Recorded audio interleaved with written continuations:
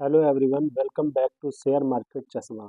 आज हम बात करेंगे अपकमिंग आईपीओस 2026 के बारे में, लेकिन सिर्फ हेडलाइन नहीं, कंपनी का बिजनेस, अर्निंग मॉडल और इन्वेस्टर रिलेवेंस को डीपली समझेंगे।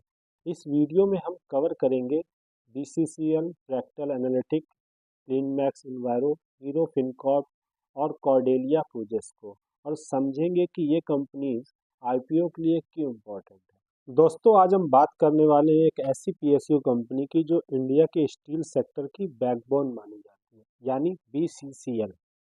बीसीसीएल एक government of India own PSU और ये एक सब्सिडरी कंपनी है। कंपनी का मेन काम कोकिंग कोल का माइनिंग और सप्लाई करना है, जो स्टील बनाने के लिए सबसे इम्पोर्टेंट रॉ मटेरियल होता है। बीसीसीएल का हेडक्वार्टर धनबाद झारखंड में है, जिसे इंडिया की कोल कैपिटल भी कहा जाता है। कंपनी के सारे मेजर माइन झारखंड और वेस्ट बंगाल के झारिया कोलफील्ड रीजन में लोकेटेड है।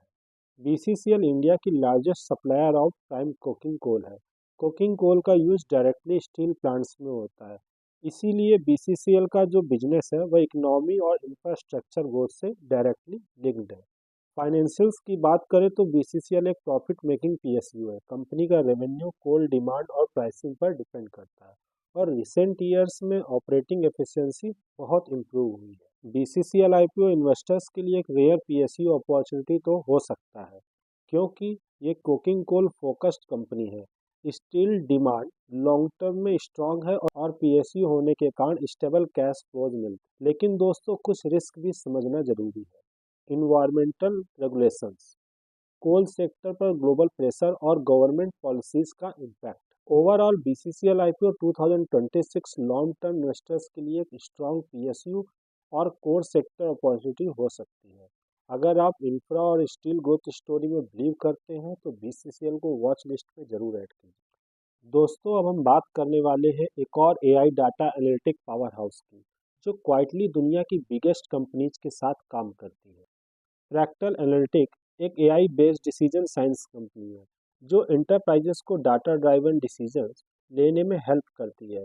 कंपनी का फोकस है artificial intelligence, machine learning, big data और एडवांस एनालिटिक पर। फ्रैक्टल का हेडक्वार्टर्स मुंबई, इंडिया में है, और कंपनी का global presence USA, UK, Singapore और ऑस्ट्रेलिया जैसे मार्केट्स में काफ़ी स्ट्रांग है। फ्रैक्टल का business model high margin, knowledge driven services पर बेस्ड है। कंपनी एआई सॉल्यूशन प्रोवाइड करती है जो directly revenue growth, cost optimization और कस्टमर एक्सपीरियंस इंप्रूव करते हैं। फाइनेंशियल्स की बात करें तो फ्रैक्टल एक कंसिस्टेंटली प्रॉफिटेबल कंपनी रही है। रेवेन्यू का मेजर हिस्सा नॉर्थ अमेरिका और यूरोप से आता है, जो कंपनी को यूएसडी बेस्ड अर्निंग एडवांटेज देता है। फ्रैक्टल आईपीओ इसलिए अट्रैक्टिव माना जा रहा है क्योंकि एआई और analytics sector future ready industry है। ग्लोबल क्लाइंट्स के साथ लॉन्ग टर्म कॉन्ट्रैक्ट्स और इंडिया से निकली एक ग्लोबल एआई ब्रांड। हर आईपीओ के साथ कुछ रिस्क भी होते हैं। ग्लोबल एआई फर्म्स के साथ इसका high competition, client concentration risk और टेक सेक्टर वैल्यूएशन का volatility. Overall Fractal analytic IPO 2026 एक high growth newest tech opportunity हो सकता है। अगर आप एआई डाटा और डिजिटल फ्यूचर में इन्वेस्ट करना चाहते हो तो फ्रैक्टल को डेफिनेटली वॉच लिस्ट में ऐड करना चाहिए। दोस्तों, अब हम बात करने वाले हैं इंडिया की fast growing renewable energy company की। क्लीनमैक्स इन्वायरो एनर्जी एक रिन्यूएबल एनर्जी सॉल्यूशंस प्रोवाइडर है, जो कॉरपोरेट्स को सोलर और विंड पावर सप्लाई करती है। कंपनी का फोकस है ग्रीन एनर्जी ट्रांजिशन को फास्ट करना और कॉरपोरेट्स के एनर्जी कॉस्ट को कम करना। क्लीनमैक्स का हेडक्वार्टर्स मुंबई, महाराष्ट्र में है। कंपनी की प्रेजेंस मल्टीपल स्टेट्स में है, जैसे महाराष्ट्र, कर्नाटका, तमिलनाडु, राजस्थान और गुजरात। क्लीनमैक्स का business model long term power purchase agreements PPAs पर बेस्ड है। कंपनी कॉरपोरेट को solar rooftop, open access solar और विंड पावर प्रोवाइड करती है। फाइनेंशियल परफॉर्मेंस की बात करें तो क्लीनमैक्स एक रैपिडली स्केलिंग कंपनी है। रेवेन्यू काफ़ी एक्सटेंड तक लॉन्ग टर्म कॉन्ट्रैक्ट से आता है, जो बिजनेस को स्टेबल बनाता है। क्लीनमैक्स आईपीओ अट्रैक्टिव इसलिए माना जा रहा है क्योंकि रिन्यूएबल एनर्जी इंडिया का फ्यूचर सेक्टर है। लॉन्ग टर्म पीपीएस से प्रिडिक्टेबल कैश फ्लो होता है और कॉरपोरेट डिमांड पर ग्रीन पावर रैपिडली ग्रोइंग कर रही है। लेकिन कुछ रिस्क भी ध्यान में रखना जरूरी है। High capital expenditure, policy and open access regulation, interest rate sensitivity.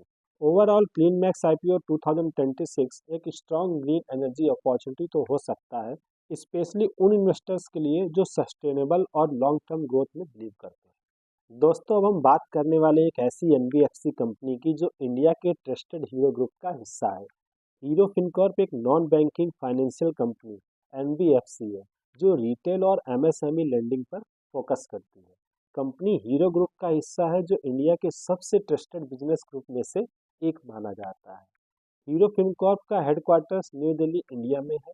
Company का डिस्ट्रीब्यूशन नेटवर्क काफ़ी वाइड है जो पैन इंडिया लेवल पर कस्टमर्स को सर्व करता है।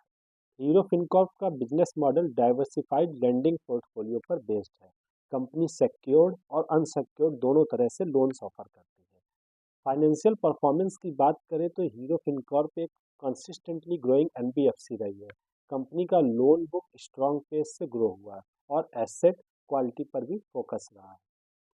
हीरो फिनकॉर्प आईपीओ इन्वेस्टर्स के लिए अट्रैक्टिव हो सकता है क्योंकि strong hero brand trust, retail credit demand India में फास्ट ग्रो कर रही है और डाइवर्सिफाइड लोन पोर्टफोलियो। लेकिन दोस्तों, एनबीएफसी सेक्टर में कुछ रिस्क भी होते हैं। Credit cycle slowdown, interest rate risk और regulatory changes. Overall Hero FinCorp IPO 2026 एक strong NBFC brand backed opportunity हो सकता है, स्पेशली लॉन्ग टर्म इन्वेस्टर्स के। दोस्तों, अब हम बात करने वाले हैं इंडिया की पहली प्रीमियम क्रूज टूरिज्म कंपनी की। कॉर्डेलिया क्रूज इंडिया में luxury cruise vacation experience provide कराती है। कंपनी का एम है इंडियन कस्टमर्स को इंटरनेशनल स्टाइल क्रूज टूरिज्म का एक्सपीरियंस इंडिया के पोर्ट से ही देना। कॉर्डेलिया क्रूजेस का हेडक्वार्टर मुंबई महाराष्ट्र में है।